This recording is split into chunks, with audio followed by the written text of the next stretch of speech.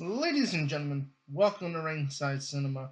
I am Money Mike, and today, Bron Breakker avoids another injury, Finn Bálor has been moved to SmackDown, and a mega weekend of wrestling is coming our way on June 27th and June 28th as WWE presents Night of Champions on the 27th of June, and WWE will go head to head with AEW on Sunday, June 28th. Let's talk about it. You know, we talk about the vision and being cursed with whatever it is that has caused the injuries. You know, the final destination. We can make all the references we want here, but it is absolutely crazy to me just how cursed this whole faction is.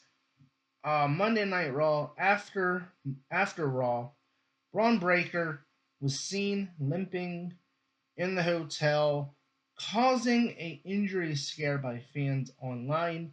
But in an update, it does seem as if Bron Breakker was able to avoid a serious injury this time around, as Breakker did have a match with Seth Rollins at a live event in France on Tuesday, and that is a good thing. We did see this last year, SummerSlam, where a fan did capture Bron Breakker, kind of being injured after the match, the tag team match with Roman Reigns and Jey Uso, where he was seen kind of limping going to the back at SummerSlam. So it did seem as if maybe Bron Breakker was selling the injury at the hotel, perhaps, knowing that fans would probably record him, which I, I didn't even think that was a thing in Italy. I thought that was just something weird American fans did. But yeah, apparently a fan in Italy recorded Breakker at their hotel, which please do not do that. I don't care what country you're in. That is weird. Stop doing that. And that prompted an injury scare, and luckily it seems as if a injury was avoided. And what's even weirder is Bronson Reed posted on social media that he was involved in a car accident. Someone rear-ended him. Bronson Reed posted this little thing on social media. He is fine, but again, it seems even the curse affects Vision members outside of kayfabe, because we know Bronson Reed is still healing from an injury himself. So that's the last thing the Vision needed, with Logan Paul being injured, Bron Breakker luckily and hopefully avoiding an injury here after Monday Night Raw in Italy. Speaking of Monday Night Raw, a Raw superstar has been moved to SmackDown, and apparently you would not know this unless you saw this during the ad break when most of us saw a commercial. But Dominic Mysterio, JD McDonough revealed that Finn Balor has been traded to SmackDown. They no longer have to worry about Finn Balor, and I'm happy. I'm happy about this because I think Finn Balor has needed a fresh start for a while now. Whether it was him leaving the Judgment Day, going on his own singles run, whatever it may have been, but he needed to get away from the quote unquote Judgment Day vortex, and moving him to SmackDown is the best way to do it. Even though, you have Damian, R-Truth, Rhea Ripley. You could form Judgment Day 2.0 over there with them, right? Finn Balor, Damian Priest, R-Truth, Rhea Ripley. Judgment Day 2.0 right there.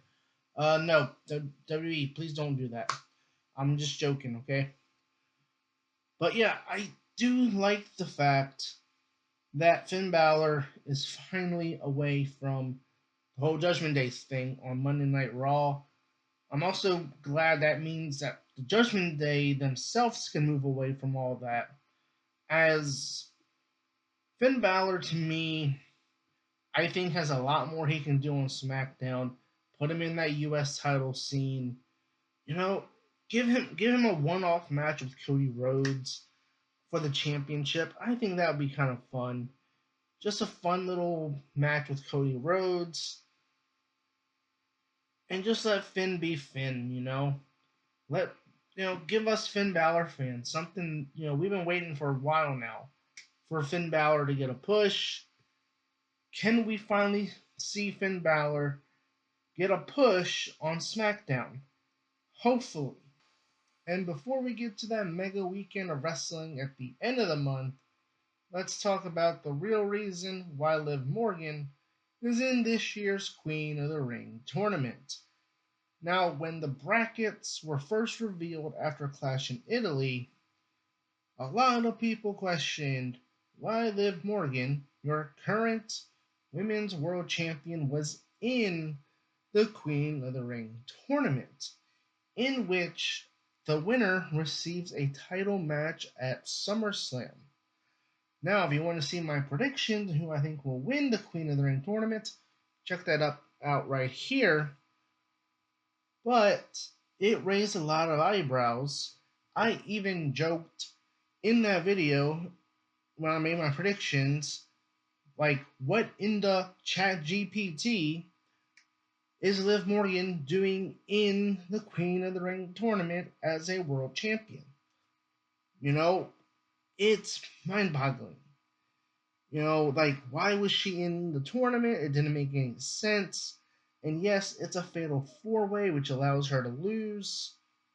Maybe you could set something up within the fatal four-way for her next opponent, but it has been kind of weird that she hasn't done anything since WrestleMania. Like, I know Stephanie Vaquer got injured. There were more plans to do more with Stephanie and Liv. And apparently that is the reason why Liv Morgan is in the Queen of the Ring tournament, and why it has seemingly seemed that Liv Morgan is playing second fiddle to Raquel and Roxanne. Well, I don't want to say second fiddle, but like she's like the cheerleader for Raquel and Roxanne, despite being the women's world champion. Make that make sense, okay? But again, Raquel, Roxanne are both in the Queen of the Ring tournament. Yes, Roxanne did lose her qualifying match, but again, I ask, what is going on with Liv Morgan being in the Queen of the Ring tournament when you have a plethora and a deep, talented roster of women at your disposal? This is the most talented women's roster the WWE has had. And for them to go and just say, hey, one of our women got injured, so we're just going to pause the feud. And hey, even though you're a world champion, you don't have nothing to do until so-and-so gets back from injury. Like, that is kind of stupid, if you ask me. When you have so many women available on Monday Night Raw that could fill in for Stephanie until she is cleared, and we don't know the extent of which, how long she's going to be out, at least give Liv Morgan something to do until the Queen of the Ring tournament is over, if in fact the winner chooses her or comes from the Raw brand, whatever it's going to be. But we've seen this with Liv Morgan before, where Liv Morgan, Rhea Ripley was having their feud. Liv Morgan was the women's world champion, and Rhea Ripley got injured, and they seemingly paused all of Liv's storylines until Rhea got back. And we're seeing the same thing here. You know, okay, fine, Stephanie got injured. Okay, Triple H, he once said there's always a plan B. You're telling me creative doesn't have a plan B when someone gets injured, or if someone gets injured? That, hey, if this person gets injured, we can slide this person in. That just baffles my mind. When you have a deep talented roster, that you can't just slide people in and out. I mean, look, Randy Orton is apparently dealing with back injuries again. Hopefully, it's not going to be like a long-term injury, like his previous back injury was, where he lost about 2 years of his career due to a back injury, and so they moved Gunther to SmackDown and to fill that void for Cody Rhodes and give him something to do. But seemingly for the women, it's kind of like, we'll just pause all your creative until so and so gets back, right? And that sucks because there's a plethora of talent, like I said, that is available that is not even doing anything. Like, hello, where's Io Sky? Yes, she was in the Queen of the Ring tournament, but did she really need to be in the Queen of the Ring tournament if, say, you could have had her fill in for a feud with Liv Morgan until Stephanie got back? And especially if Io Sky is not supposed to win Queen of the Ring, then wouldn't it matter if she was in it or not? So she could have feuded with Liv Morgan until Stephanie got back. And even then, you could have made a fun triple threat match with Io, Liv, and Stephanie in a triple threat match at some point, maybe even SummerSlam. But also, I look at the vision that we just talked about, and when Seth Rollins got injured, Bron Breakker, Bronson Reed, they flipped and caught an audible. They flipped and they had the vision turn on Seth Rollins. So you're telling me Liv Morgan, no feud whatsoever? Why not flip the switch and have Raquel turn on Liv Morgan to fill that void the same way you had Bron Breakker and Bronson Reed turn on Seth Rollins? I mean, yeah, I know they're building something with Roxanne right now, where Roxanne was kind of upset the way Liv Morgan was talking about how she's going to win the tournament, and Raquel kind of didn't seem to like that either. So maybe we're heading towards a Judgment Day triple threat with Liv, Raquel, Roxanne at SummerSlam. But, again, I will say, you could have at least had Raquel flip and turn on Liv Morgan, prompting maybe Roxanne to be caught in the middle, and Roxanne having to choose whether she's going to be on Raquel's side or Liv Morgan's side. I think that would have been an interesting story, but again, I just go back to just the fact there's no creator for Liv Morgan is absolutely crazy when you look at how talented of a women's roster the WWE has right now. But hey, let's move on to that mega weekend of professional wrestling coming our way at the end of the month with Night of Champions on Saturday, June 27th, TNA Slammiversary, NXT Great American Bash, and AEW Forbidden Door all happening in the same day. Us professional wrestling fans are going to be eating good that weekend. So let me know in the comments below, what do you guys think of WWE counter-programming AEW once again? And do you think that this will be a thing for the rest of the year? Will we see WWE try to use NXT to once again counter program AEW.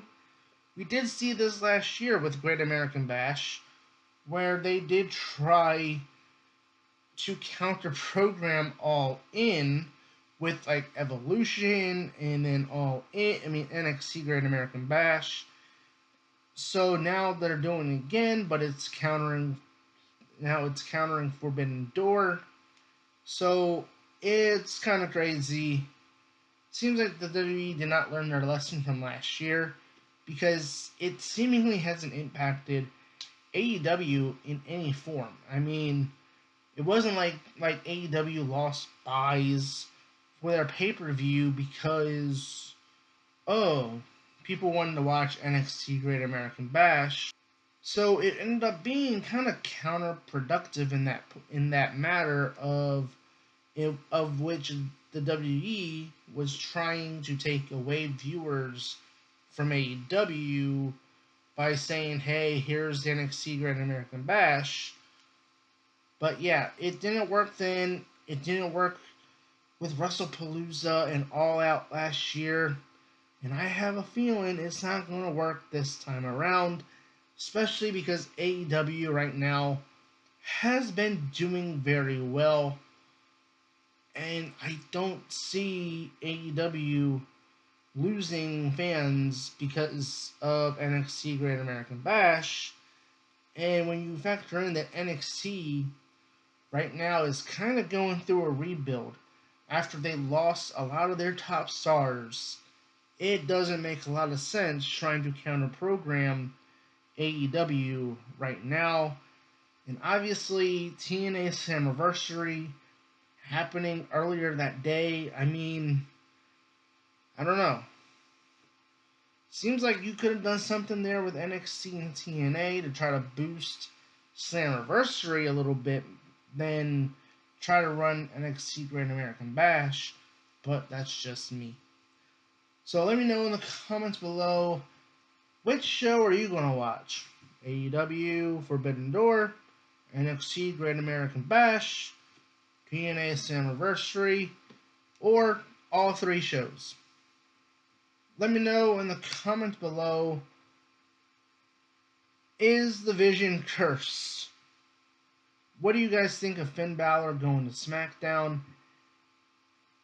And as always, make sure you do hit that like and subscribe button, as I do produce weekly wrestling content right here on this channel. I've been your host, Money Mike, and you've been watching Ringside Cinema.